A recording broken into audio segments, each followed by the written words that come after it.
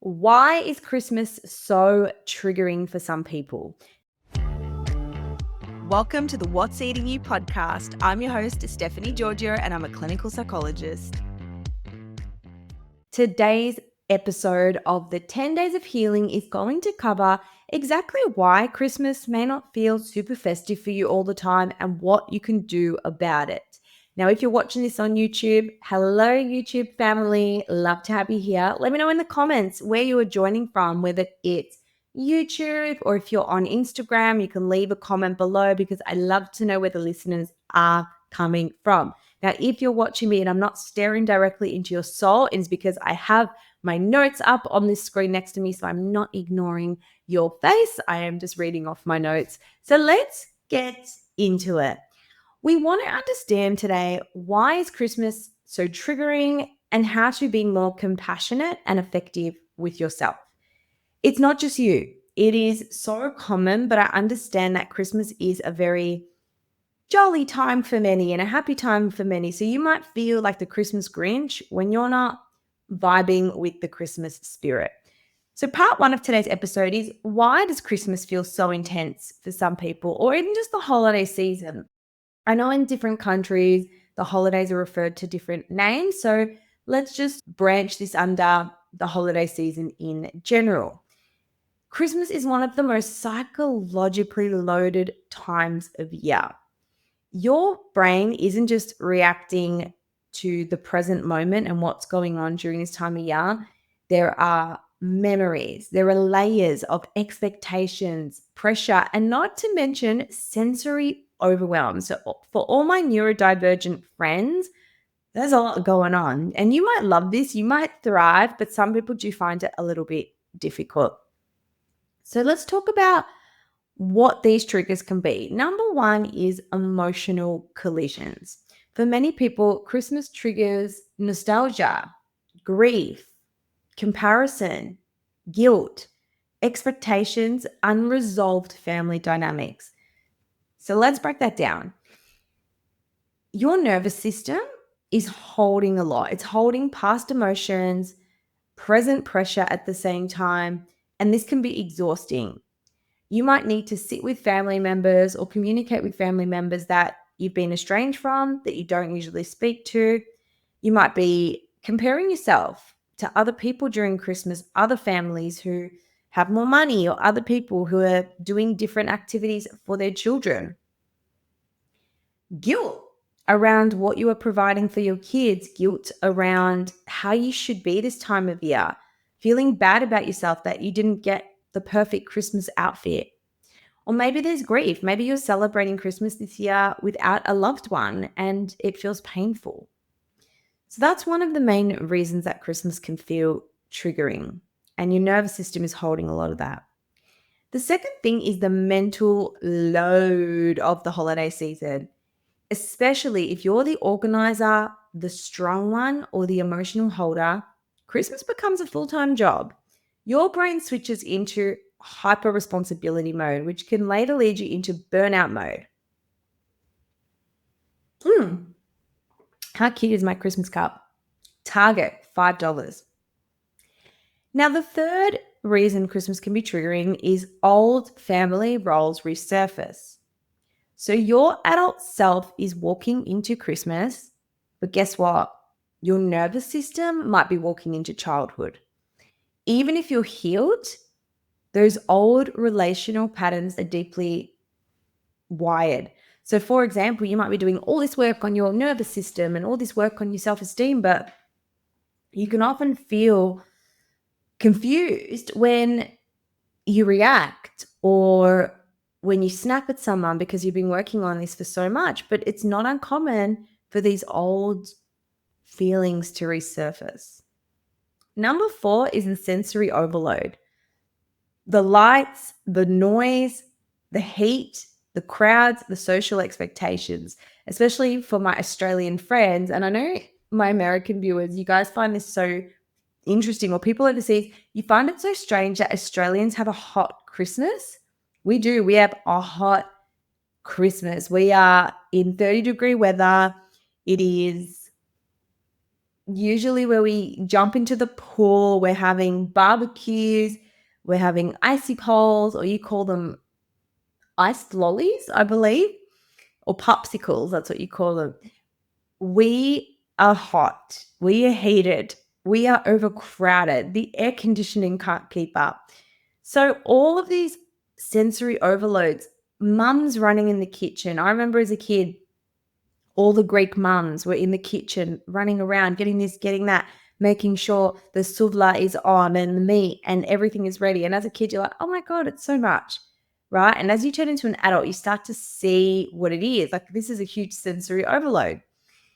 And it's a lot. So if you have ADHD or you're sensitive or you have a sensitive temperament, you can feel your emotional tolerance dropping. Even having people over. My mom is such an organized person and she's an incredible host, but she's thinking about Christmas 3 months out, 6 months out. I'm not even kidding you. Who's going to come, what we're going to do, what the food's going to be, the seating arrangements, are there enough chairs? So just remember, this Christmas load is starting in advance. You're already doing the mental reps in August for many people. Now, number 5 is the perfect Christmas myth. This is the gap between the Christmas you imagine and the Christmas you get. So, whether you're hosting or visiting, this discrepancy can create emotional discomfort and frustration. I've had people who have had unexpected family members drop into Christmas. I've had people who, have had family make them feel really uncomfortable during Christmas. So sometimes our expectations and reality of Christmas can drastically change. Number 6 is your routine disappears. Your nervous system loves consistency. And during Christmas, we remove all those anchors. For many people, you have reduced sleep because you've got these Christmas parties or you are thinking about Christmas, so your sleep quality might not be as good. Your movement might go out the window. You might not have time to fit in your exercise regime, regular meals, especially if you've got disordered eating or an eating disorder. The way you eat can drastically change. And for example, if you have an eating disorder or disordered eating, you'll think, oh, I'm not going to eat because I've got a Christmas party later on, which is probably the worst thing you can do. And I'm going to go through a whole episode on how to navigate this. So just remember that without these anchors of consistency, our brain might feel a bit unstable, it might feel a bit irritable, overwhelmed, and then it can shut down. So let's go into the day one strategy. If you relate to any of this, the good news is I've got a strategy for you. It's called the emotional load reset. This is a simple psychological tool you can use any time of day when you feel overwhelmed in December. So it's a 2-step process to bring your nervous system back online. Step 1 is name the layer. If you're feeling triggered, now trigger can be a physical trigger. You can feel your heart rate. It can be a thought trigger. You can notice racing thoughts. I want you to ask yourself, what part of me is activated right now? Is it the overwhelmed adult? Is it the perfectionist? Is it the people pleaser? Is it the burnt out organizer? Or is it the child part of you that feels responsible for everyone? When you name each layer, we reduce the emotional intensity up to 40%. And this is real evidence and data. So step 1 is when you feel triggered, just take a step back, take a deep breath and say, what part of me is activated? Remember, a trigger isn't bad. We just need to manage it. Step 2 is you're going to choose one thing to drop. Not everything, just one thing. Say to yourself, today I am dropping messaging everyone 3 times to confirm. This does not need to be held by me. I can ask my friend, I can ask my husband to help me with it. Here are some examples of things you can drop. Perfect wrapping of gifts. Chuck them in a bag, chuck them in a gift bag. Attending a certain event at a certain time. Pleasing everyone. The emotional temperature of the room. If it's awkward, don't think you have to step in and fix the silence. I noticed that this morning, whereas I was in a group conversation and I felt I had to fill in the gaps or stop the awkwardness. The pressure to look a certain way. You don't need the perfect Christmas outfit or the perfect dress for a social event. People are going to see you and your personality. They don't care what you're wearing. Cooking everything from scratch. Dude, buy the store-bought biscuits and put them on a plate. No one's going to know. So, when you're feeling overwhelmed, just drop one thing. Your nervous system calms down when you release responsibility. So, every item that you release is going to make a measurable difference. How does this process actually help you? Why does it work? You're identifying your emotional activation, you're reducing your cognitive load, you're restoring a sense of control, and you're interrupting overwhelm with self-compassion. And these are the small psychological shifts that will help you prevent the burnout spiral over this festive season. Time for your gift. So at the end of every episode, you get a free gift. And my free gift for you today is my burnout prevention guide. It's a toolkit that helps you prevent getting burnt out and helps you recover from burnout. So here's what you got to do to get the prize. Follow me on Instagram, mindfoodsteph. DM me the word HEAL1, HEAL, and the number 1.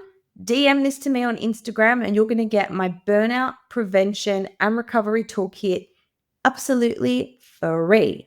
Now, tomorrow is going to be a big episode, so make sure you tune in. It's going to be food guilt and overeating during the holidays, why it happens and how to break the cycle. So if you loved today's episode, please make sure to let me know, screenshot, share it, send this to a family member or a friend who puts so much pressure on them every Christmas. And you're sending this to them because you want them to have a good Christmas, have a good time, and stop worrying about everyone. I'll see you tomorrow. Take care. Did you know by taking 2 seconds to leave a rating or a review, you help me get the podcast out to more listeners just like you who could really benefit from the information? I appreciate all your support and thank you for tuning in.